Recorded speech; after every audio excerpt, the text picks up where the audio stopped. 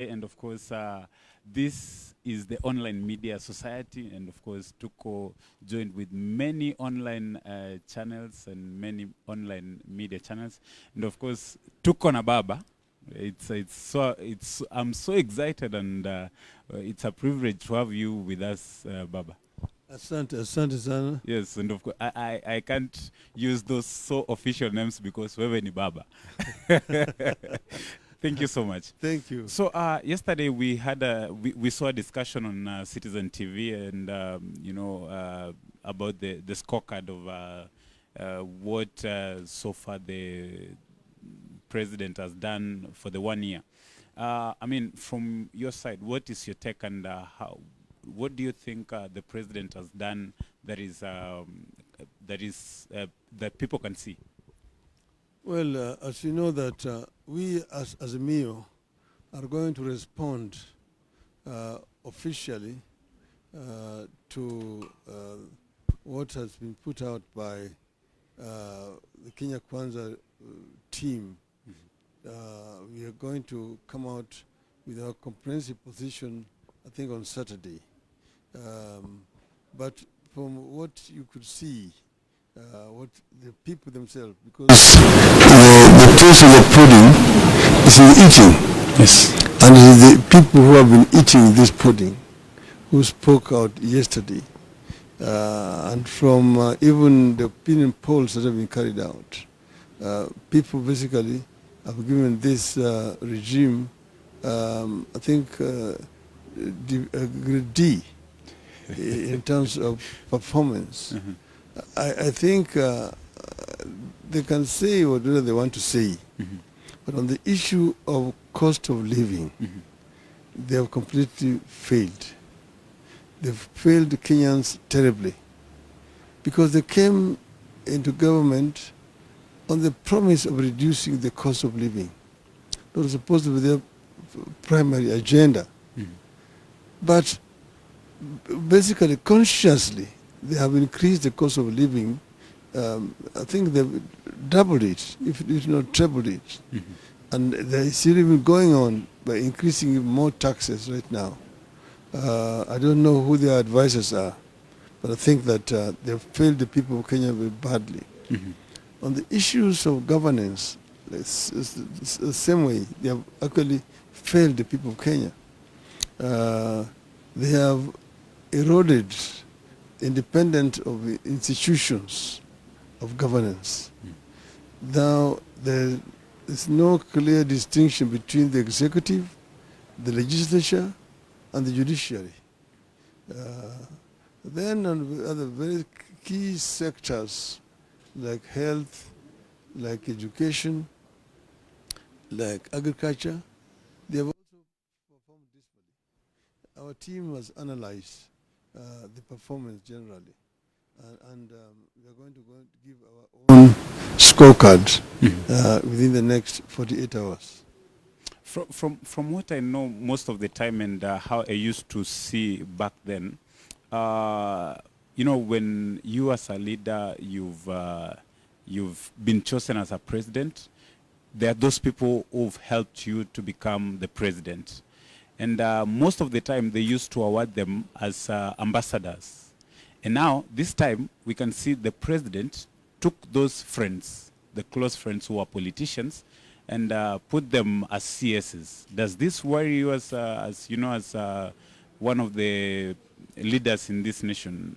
Will they score the marks that they are supposed to score? You see, I am not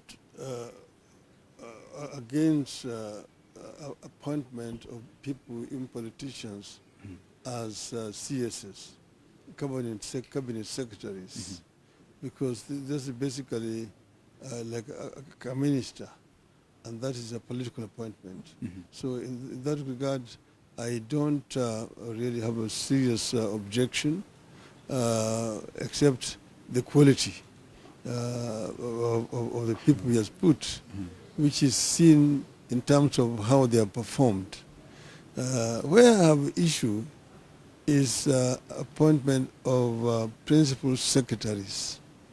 The principal secretaries are civil servants, And civil servants should be uh, non-political. They should be professional people who do their jobs professionally without meddling into politics. But a situation where former members of parliament are being appointed as permanent secretaries, as it were, political activists, failures, people who had already resigned to go and run for political offices and who failed, being again reappointed into public service, particularly civil service, in my view, is a very misguided decision. If our system here of administration is copied from the British system, there's what they call Her Majesty's Loyal Civil Service. It consists purely of non-political officers, people who have joined, who have chosen public service as a career. From leaving school, they join, they are trained in administration, they are trained how to handle government affairs, and they serve loyally irrespective of the government of the day. Whether the government is that of Labour or of Conservatives, they continue to serve. But this is a situation where you bring in political failures into civil service and you sack highly qualified, highly trained bureaucrats purely because they don't belong for your tribe. In my view, is a very, very misguided and unfortunate development. Apart from that, I know that we are running out of time.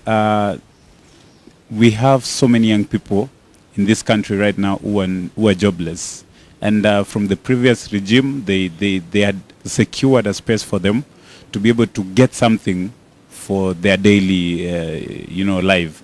I mean, does it worry you that we are having so many jobless young people in the country who are doing nothing and waiting for the jobs that are being promised right now?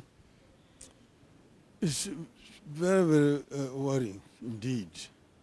The unemployment rate is too high in the country, and nothing has been done to mitigate the current situation. Of course, jobs cannot be created overnight, but all other ways and means in which somebody can put money into the pockets of these young people. You remember when we were with the late President Kibaki, we came up with Kazi kwa Vijana. Later on, they were called Kazi Mtaani. This was basically a similar program through which the government will inject money for projects like cleaning up the towns, clearing the drainages, planting trees, and things like those, which will help to put money into the pockets of the youth at this time, indeed. And that really helped a lot, because, as you know, we are also going through a recession caused by the COVID-19, and also for this war in Ukraine. You've got international recession generally. So the government could come up with more creative solutions that could help to alleviate the plight of the youth in the country. Lastly, Baba, because I know so many people have been asking this question, and from my side, I normally say, wewe ni mzalendo. They said, they've been asking, kwa nini wewe haukuiba? You know, kwa nini wewe haukuiba? That's one of the questions so many Kenyans have been asking, because you've been saying that they stole the elections. I mean, from your side, what can you tell Kenyans who've been asking that question? I just tell them that two wrongs don't make a right. I don't believe in stealing. I believe in fair play. So that if you're going into a contest with you, If you beat me, I will congratulate you. And if I beat you, you should also do the same. So that's why I don't come up with methods to rig so that I'm declared the winner. And that's how not to do it. Because next time around, somebody will be able to steal better, and then he will be declared the winner. So what we want is to see that we go into a contest and may the best person win. And that's what we're talking about, creating a truly level playing field. And I say that Mr. Chebukati belongs to prison. What is done twice in this country is disgraceful. And history, in my view, should judge him very harshly. Thank you so much, and thank you so much for those who've been watching us, and we appreciate the time that Baba's given us. Hii ilikuwa ya kuiba, but next time when we come, we'll give you great content. Thank you so much. Next time. Peace.